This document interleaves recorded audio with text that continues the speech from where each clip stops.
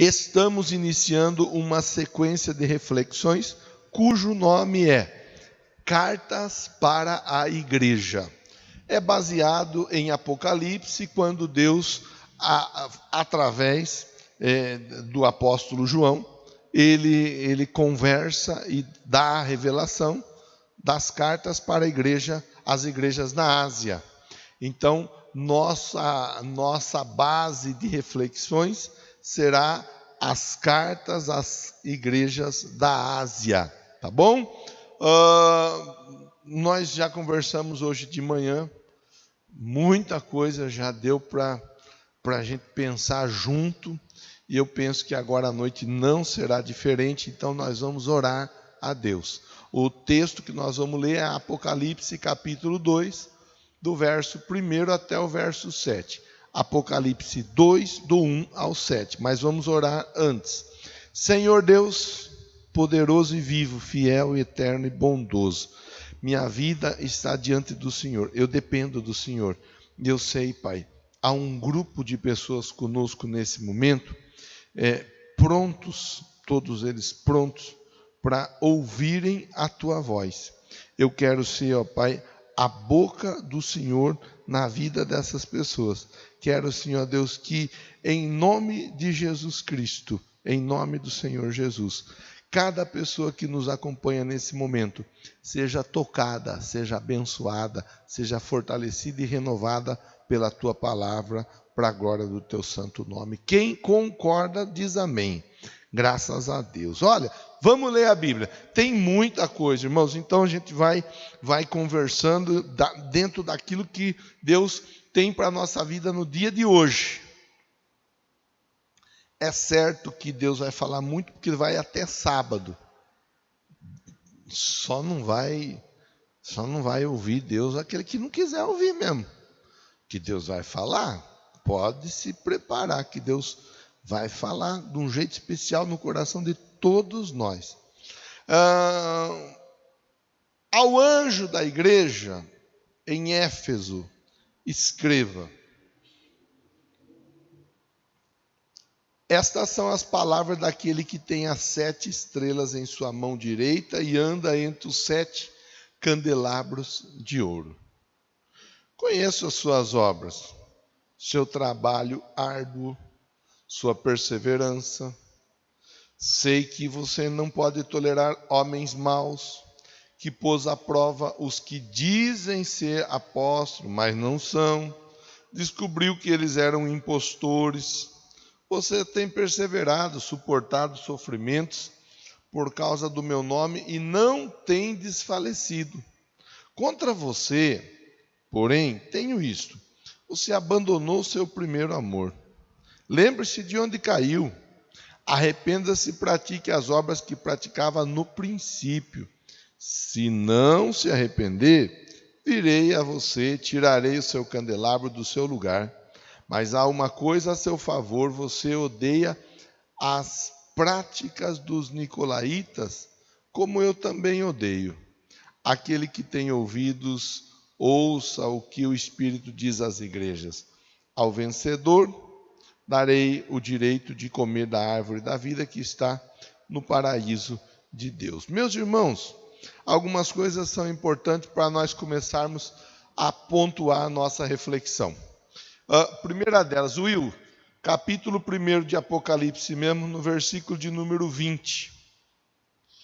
Para ficar fácil o nosso desenrolar da conversa, tá bom, Ilma?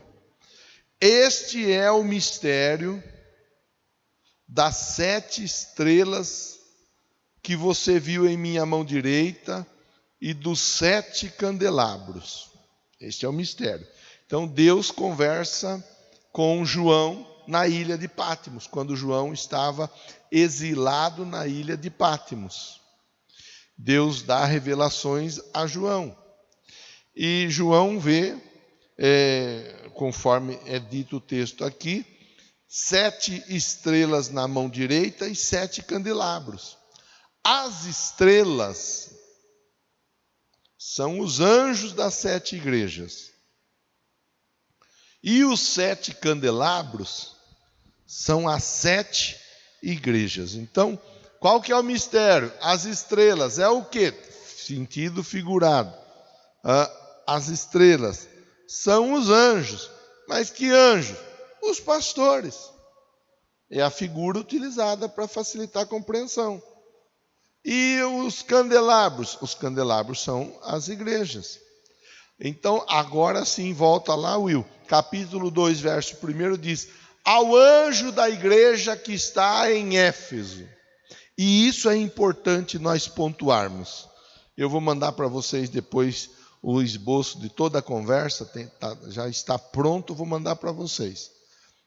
Mas é importante pontuarmos essa questão. Ao anjo da igreja. A quem? Ao anjo da igreja. Deus não falou para o João: João, escreva para o Guinho, Zezinho, Luizinho. Ele falou: escreva para o anjo da igreja. Quando Deus tem alguma coisa para falar com a igreja, Ele vai respeitar os princípios estabelecidos por Ele mesmo. Ele vai falar com o pastor. E o pastor vai falar com a igreja. É o jeito que Ele estabeleceu. Não fui eu que estabeleci isso aí, pastor Jonathan.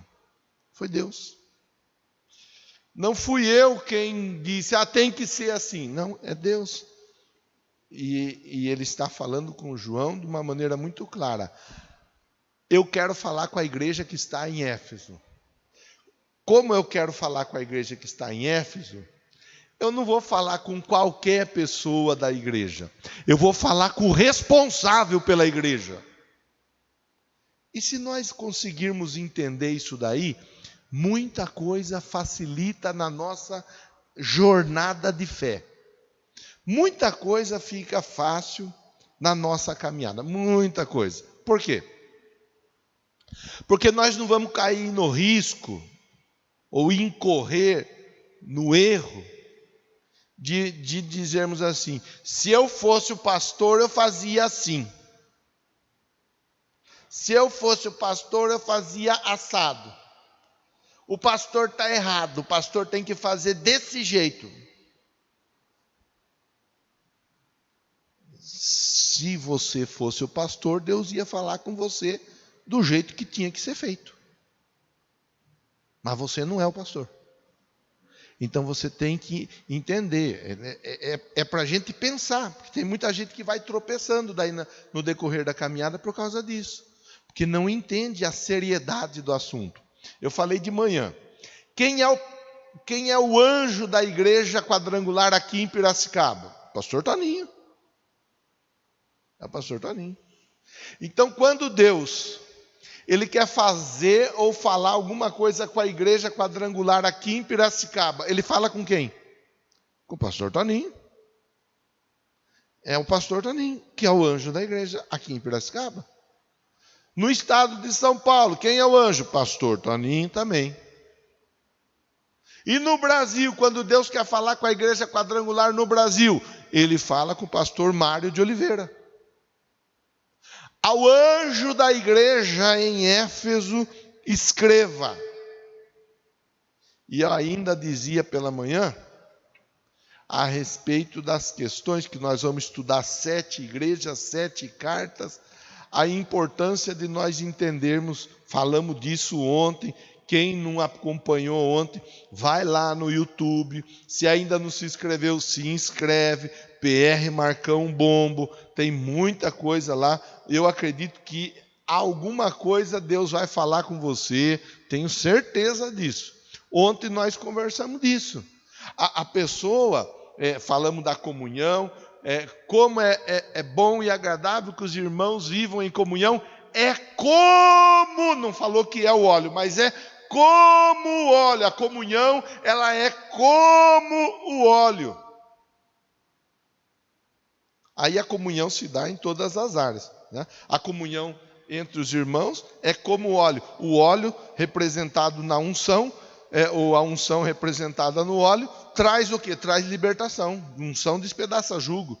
Unção marca a pessoa para algo grande que Deus está para entregar na vida dela. Então, quando existe comunhão, Sidney, quando existe comunhão, Deus ele está marcando a pessoa para alguma situação ali na frente. Por isso que é importante na igreja nós estarmos em comunhão, num casal, numa família estarmos em comunhão, na empresa onde nós trabalhamos estarmos em comunhão, com os nossos vizinhos estarmos em comunhão, porque assim Deus vai marcando a pessoa para que ela receba respostas, livramentos, vitórias que estão determinadas para aquele momento, para aquela vida, para aquele casal, família e assim por diante. Bom, muito bem. Então, Deus fala com o anjo da igreja. Essa igreja tem muita coisa boa, mas nessa igreja tem muita coisa que precisa ser melhorada. Aí você vai olhar para outra igreja. Por exemplo, vou falar a igreja sede. Tem muita coisa boa, mas também ali tem muita coisa que precisa ser melhorada. Falamos disso. A base foi dada ontem. Por quê? Porque a igreja é formada por pessoas. A igreja aqui no Novo Horizonte tem muita coisa boa, mas tem muita coisa que precisa ser melhorada. Tem muita coisa que é boa lá e que aqui não acontece. Tem muita coisa que acontece aqui e lá não acontece. Então, não adianta nós ficarmos olhando para a igreja A, B, C ou D. Nós temos que olhar e aprender na igreja em que nós estamos inseridos. Você está me ouvindo aí? Está me acompanhando um grande número de pessoas, tem nos acompanhado desde muito tempo. Pois bem, essas pessoas que têm nos acompanhado desde muito tempo, elas têm, na sua maioria, são pessoas que estão conosco aqui no dia a dia. Deus dá a palavra ao anjo da igreja. E a palavra é compartilhada com a igreja. É assim que foi com a igreja em Éfeso. Então vamos entrar na igreja agora para nós refletirmos. Eu acho que é válido ainda dizer que Éfeso era uma cidade de aproximadamente 350 mil habitantes, uma cidade grande para a época. Éfeso era uma cidade importante porque era portuária, tinha um porto muito importante ali. Em Éfeso tinha duas estradas importantes que ligavam a Ásia à Europa. Éfeso tinha o templo de Diana, ou o templo de Ártemis. Eu faço confusão, espero não misturar, mas Diana aos romanos, Ártemis na linguagem grega. Mas Diana e Ártemis é a mesma. Então, em Éfeso, eu vou dizer de uma forma que você vai entender com facilidade. A economia era muito movimentada através da religiosidade por conta do templo da deusa, considerada a deusa da fertilidade, Diana. Vendia muita coisinha, vendia muito. Vendia fitinha, vendia de tudo que você imaginasse ali, relacionado ao religioso, relacionado à fé. Pois bem, Éfeso era uma igreja forte. E Éfeso era uma cidade forte, muito forte. E em Éfeso havia uma igreja, que havia sido iniciada a partir da obra missionária do apóstolo Paulo. Posteriormente, cuidada por Apolo, Priscila, Áquila, Timóteo. Havia uma igreja. E essa igreja ela era conhecida pelo amor. Era uma igreja que amava, uma igreja que era envolvida com um amor à obra de uma tal maneira. Era assim que era conhecida a igreja em Éfeso. Mas vejamos, como é que a história vai se desenrolando. Então nós temos aqui nesse momento, o pano de fundo da igreja em Éfeso, a cidade de Éfeso, alguns pontos importantes que tinham em Éfeso. Agora leiamos a palavra. Versículo de número 2. Diz assim, eu conheço as suas obras e o seu trabalho. Então era uma igreja que trabalhava. Não era uma igreja que ficava parada. Era uma igreja que se movia, se movimentava. Uma igreja que fazia. Conheço as tuas obras. No verso de número 2 ainda fala, e a sua perseverança, além de ser uma igreja que trabalhava, era uma igreja paciente, perseverante. Uma igreja que enfrentava dificuldades, problemas, luta, mas se mantinha perseverante. E ainda no verso de número 6, Deus faz mais um elogio à igreja em Éfeso. Ele diz assim, olha, vocês aborrecem as obras dos nicolaítas. Eu também odeio, eu também aborreço. Então são 3 os elogios encaminhados, direcionados à igreja em Éfeso. Primeiro elogio, são trabalhadores. Segundo elogio, são pacientes, perseverantes. Terceiro elogio, não concordam com as obras dos nicolaítas. E é importante nós entendermos que os nicolaítas, eles traziam aquele sentimento, era um grupo dentro da igreja, era um partido dentro da igreja. Então trazia aquela ideia, aquele pensamento. Bom, os apóstolos fundaram a igreja, mas agora a igreja tem que ter a sua continuidade. Quem é que vai cuidar da igreja? Quem é que vai ser o dono da igreja? Eles queriam ser o dono da igreja. Eles queriam determinar donos para a obra de Deus. A obra é de Deus. A obra não é do Marcos. A obra não é nem da igreja do Evangelho Quadrangular. A obra é de Deus. E esse é um grande engano, é um grande equívoco que muitas vezes as pessoas trazem para o seu dia a dia. Quererem se fazer donas da igreja. Querer se fazer dono da obra. Eu não sou dono daqui, eu estou aqui. Mas eu não sou dono. Os meninos que me ajudam sempre aí, eles estão aí no dia a dia, mas eles não são os donos da obra também. Estamos todos servindo a Jesus. Lá em Éfeso, havia um grupo que estava trazendo ideias novas, pensamentos novos, inclusive voltados para o gnosticismo, trazendo maneiras diferentes de se pensar, que contradiziam, que contrariavam a fé no cristianismo, porque no cristianismo a nossa fé é em Cristo. Nós acreditamos que tudo é por Ele, para Ele. Todas as coisas. Pronto. Já no gnosticismo começa a ter que ficar envolvendo um monte de coisa para a fé funcionar. Se não tiver um monte de figura, um monte de adereço, um monte de objeto, a fé não vai para frente. Esses nicolaítas, eles vêm e eles procuram inserir esse pensamento no meio da igreja.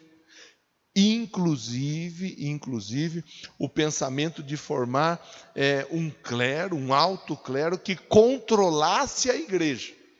E há, segundo alguns pensadores, o direcionamento de que o catolicismo romano acabara sendo formado a partir desse tipo de pensamento. Quem é que vai cuidar da igreja? Quem é que vai controlar a igreja?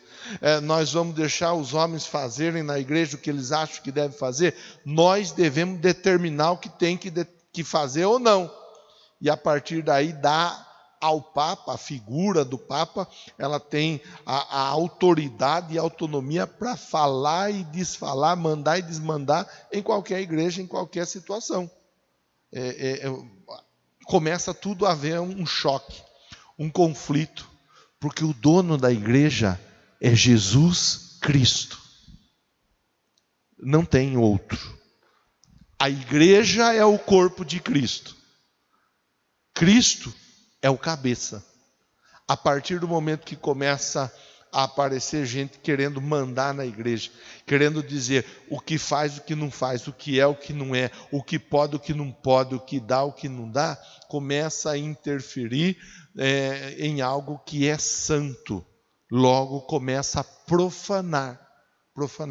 Por isso que nós temos que tomar o cuidado de aprender, estudar, ler, conhecer a Bíblia, para nós não ficarmos querendo sermos os donos da igreja, no primeiro lugar. Segundo, inserirmos no contexto da igreja, né, no dia a dia da igreja, práticas que contradizem a palavra de Deus, ou práticas que distanciem as pessoas de Cristo. 3 elogios. Trabalhadores ao extremo, está na Bíblia. Pacientes e perseverantes, têm dificuldade, mas aguentam firme. Terceiro, não engole qualquer coisa, não concorda com aquilo que é errado. Quer dizer, olha que coisa interessante.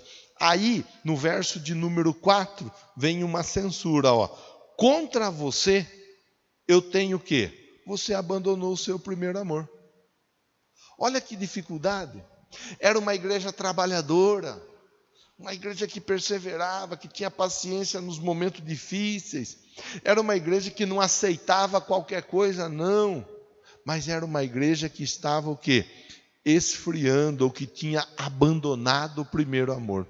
O primeiro amor é aquele momento, aquela coisa, sabe aquela coisa?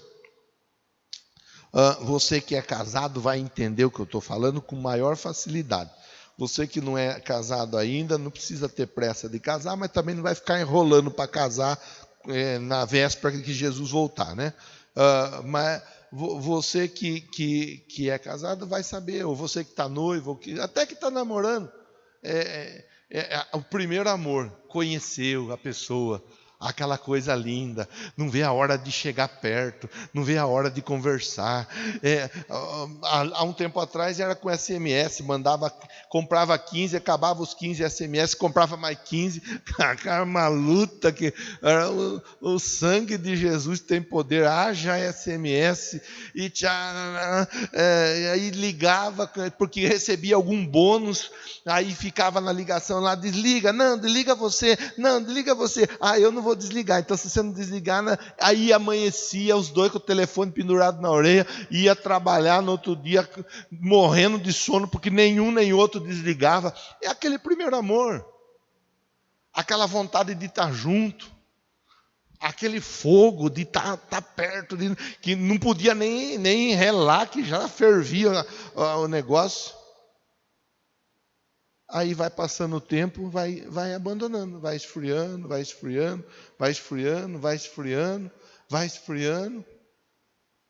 até que esfria de uma vez.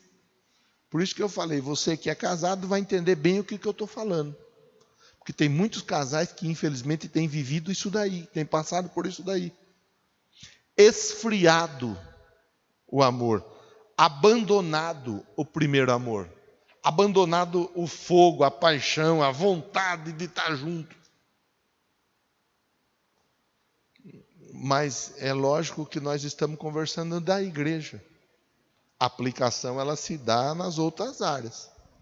Mas em relação à igreja em Éfeso, abandonou o primeiro amor. Abandonou. A pessoa no primeiro amor, como é que ela faz? Ela ora. A pessoa ora. Nem que seja 5 minutos. Mas ela quer orar. Ela fica procurando para ver se tem algum demônio por perto para expulsar. Expulsa demônio até de árvore, de poste. Para garantir, vai passando, já vai... Está repreendido, está amarrado, está desamarrado, demônio cai fora, demônio... a pessoa ela vai procurando. É um caça-fantasma no início da conversão. Lê a Bíblia, vai lendo a Bíblia, vai anotando e vai perguntando e vai questionando. O novo convertido, ele não vê a hora de chegar no templo. Ele não vê a hora de chegar, ele está no primeiro amor. É aquela mesma figura que eu usei agora há pouco.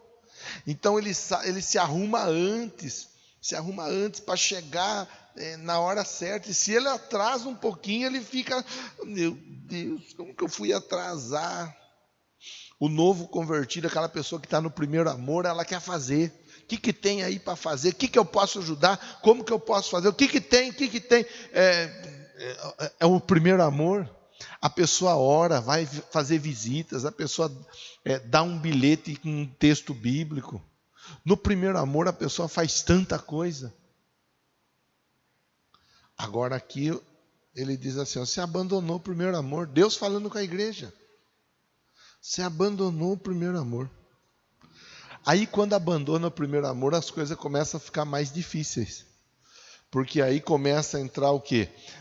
O legalismo, que a pessoa daí começa, ela já entendeu, ela conhece a verdade, mas ela procura praticar a verdade, mas sem o amor, porque o amor ela abandonou.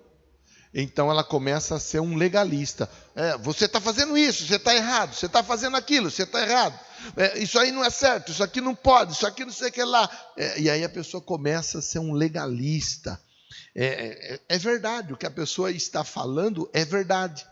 Mas a verdade sem o amor, ela acaba levando à condenação. A verdade sem o amor, ela acaba levando a pessoa a um paredão onde a pessoa a qualquer momento pode ser fuzilada. Porque é o amor que vai levar a entender, bom, fulano, beltrano errou, pisou na bola, fez o que não é legal, mas há a chance, há a possibilidade de recomeçar, de mudar, de transformar, de ser liberto, de ser curado, de ser restaurado, de ser transformado. É o amor que vai levar a pessoa a acreditar na mudança. Deus amou o mundo de tal maneira que deu seu Filho unigênito para que todo aquele que nele crê não pereça, mas tenha vida eterna. Ele não deu seu Filho ao mundo para condenar, mas ele deu o Filho para que o mundo fosse salvo. Está aí. O amor. O amor não nos julgou. O amor não nos apontou falha, erro. O amor estendeu a mão e disse assim, vamos lá, eu tenho um plano, eu tenho um projeto para a sua vida, para a sua casa, para a sua família. Eu tenho um projeto para você, que está me ouvindo aí na noite de hoje. Sabe, muitas pessoas têm abandonado o primeiro amor. Muitas pessoas têm abandonado. Não é por causa de distanciamento, não. Porque nós estamos distanciados, mas mesmo assim tem muita gente que me acompanha na oração às 6h30.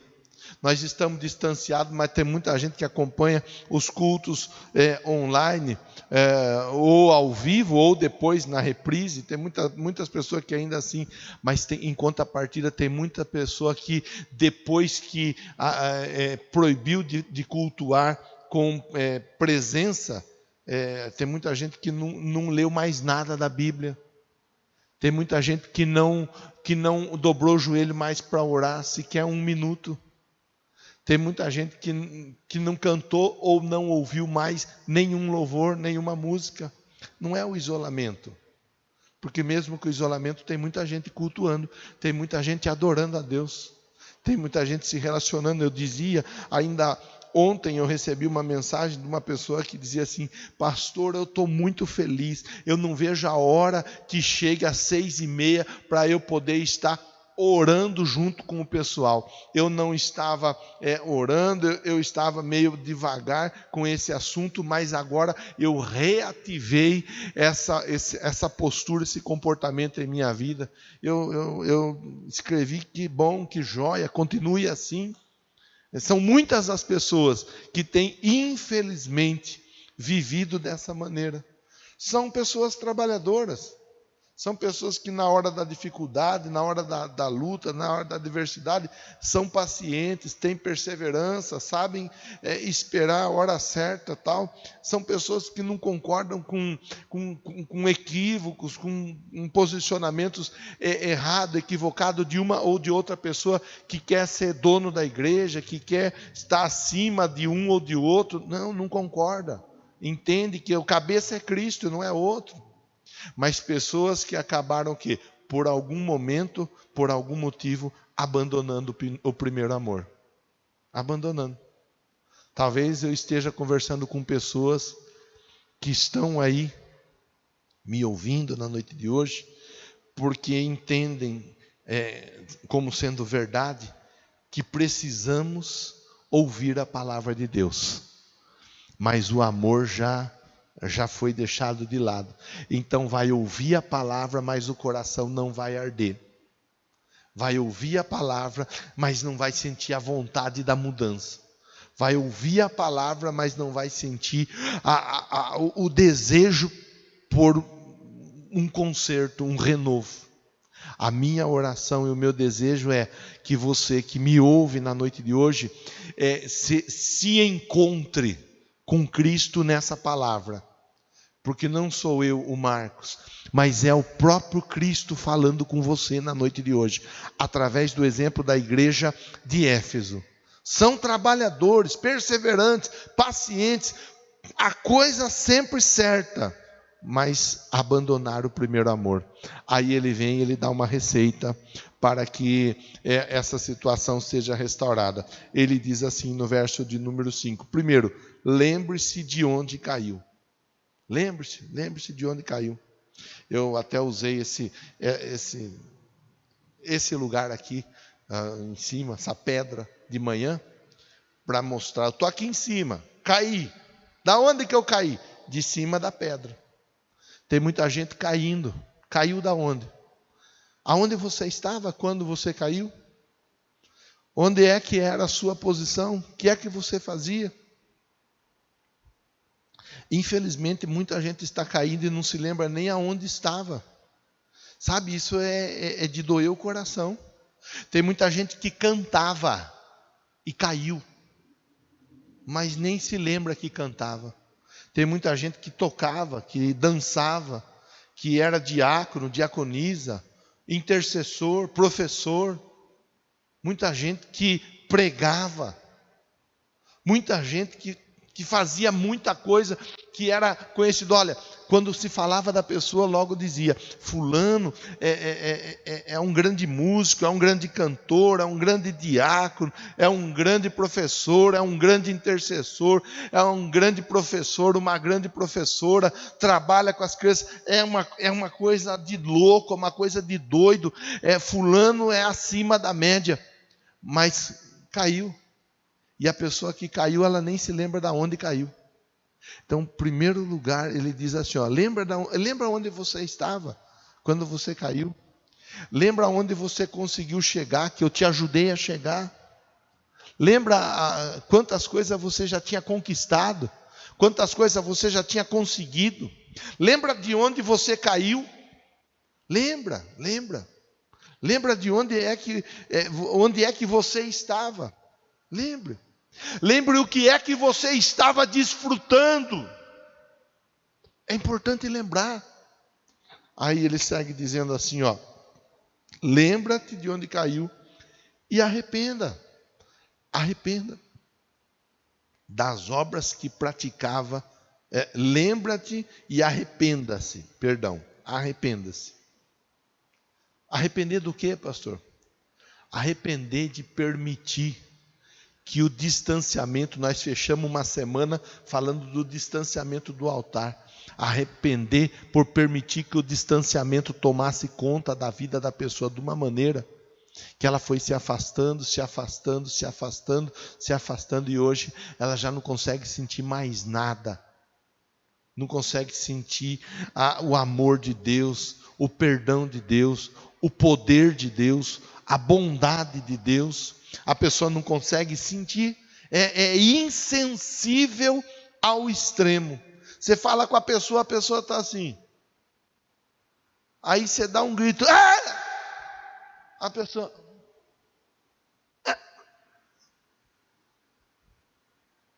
Não muda, não se mexe, não se movimenta. Mas Deus está falando com a igreja, arrependa-te. Arrepender é mudar de direção. Arrependimento é exatamente isso, mudar de direção. Eu brinquei com os meninos ainda hoje de manhã, perguntei quem já tinha brincado na lama. Eu falei lá no São Dimas, quando chovia, eu e os amigos íamos todo para o campo de futebol, que era uma terra, chovia, ficava tudo um barro vermelho, nós brincávamos no barro, lambuzava no barro, ficava enlamaçado dos pés à cabeça. Aí escorregava, estava jogando bola, tinha hora que escorregava, ia levantar, precisava que alguém desse a mão para levantar, senão escorregava de novo. Tem muita gente que está assim, está enlamaçada, está caída na lama. E sabe o que Deus fala? Lembra-te de onde você caiu e se arrependa.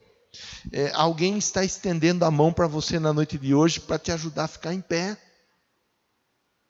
Se levanta, vai, se levanta, reage.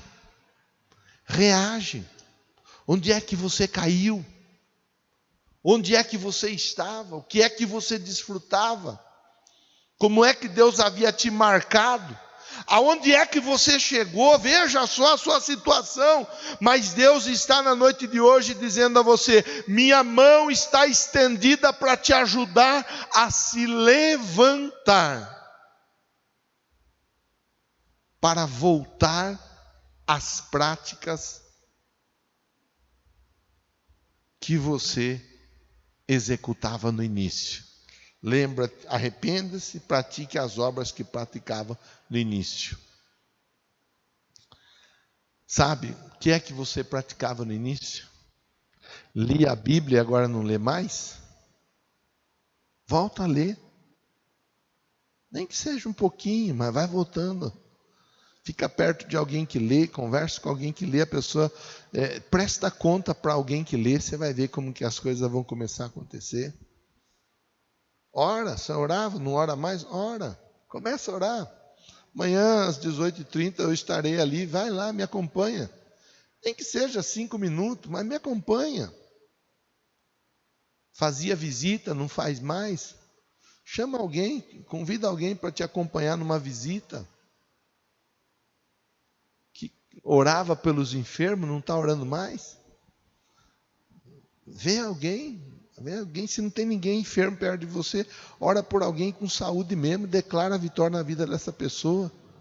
Eu me lembro, eu pregava, eu tinha vontade de pregar, eu pregava para as cadeiras, era zelador na igreja, não tinha ninguém, porta fechada, 10 horas, 10h30 da noite, eu em campanha de 40 dias e mais 40 dias, porque eu queria ser usado por Deus, a igreja fechada, uma escuridão só, as cadeiras tudo lá, e eu o quê? E eu pregando para as cadeiras, não tem ninguém enfermo perto de você, ora por alguém que está bom mesmo, viu? Vou orar para você, posso orar? Aceita a oração? É importante que nós entendamos o que a Bíblia está dizendo. Volte a praticar aquilo que você praticava. Aí dentro dos contextos todos, né? Dentro, aplicação, para a gente ir para o fechamento, a aplicação ela vai se dando. Na empresa, está tudo difícil, na empresa está ruim e tal. Pois bem, veja lá aonde é que caiu, de onde caiu, arrepende, conserta, muda de direção, muda de comportamento, muda de postura e volte a praticar o que você praticava. No casamento, o casamento caiu, está mal, está ruim. Por que caiu? Por que está mal? O que está ruim? Vê como que era. E verdadeiramente se arrepende, muda de comportamento, muda de posicionamento e volta a praticar aquilo que você praticava no início do seu relacionamento, dentro da igreja, dentro do contexto da fé. De onde caiu, o que precisa mudar, o que precisa corrigir. Nós estamos começando uma sequência de reflexões que vai seguir nessa toada. Vamos ouvir as cartas de Deus para a igreja. As cartas de Deus para a igreja. Deus falou com as igrejas na Ásia. E Ele está falando e vai falar conosco no decorrer dessa semana. Nós vamos ter a oportunidade de pensar algumas coisas que podemos corrigir em nossa vida. E eu tenho certeza, Deus vai nos dá muitas alegrias e muitas vitórias. Para finalizar a conversa, a promessa. Versículo de número 7 diz: ao vencedor, a quem? A todos? Não, ao vencedor darei o direito de comer da árvore da vida, que está no paraíso de Deus. Que coisa, hein?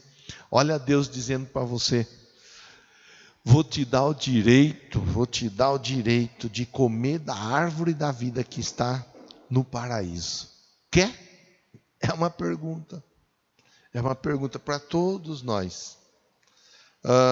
Que Deus te ajude, que Deus te abençoe, Deus te fortaleça, e que essa seja uma semana de muita reflexão, em nome de Jesus. Vamos orar. Deus, era uma igreja que trabalhava, tantas pessoas que são trabalhadoras, paciente, perseverante, quantas pessoas que conseguem com a paciência e a perseverança vencer tantas dificuldades. Uma igreja que aborrecia, não concordava, não aceitava os partidos dentro da igreja, não aceitava a confusão por causa do poder dentro da igreja. Eram boas pessoas, mas boas pessoas que haviam deixado o amor de lado. Quando deixamos o amor de lado, nós passamos a ser legalistas. Quando deixamos o amor de lado, ó Deus, nós acabamos não permitindo mais a manifestação dos dons em nossa vida, através da nossa vida. Então eu quero orar ao Senhor na noite de hoje para que o amor, ele volte a arder nos corações de todos que ouvem essa mensagem e oração, em nome de Jesus. Acende, Pai, novamente essa chama nesse coração, para a glória, honra e louvor do Teu santo nome. Que assim seja. Amém? Graças a Deus.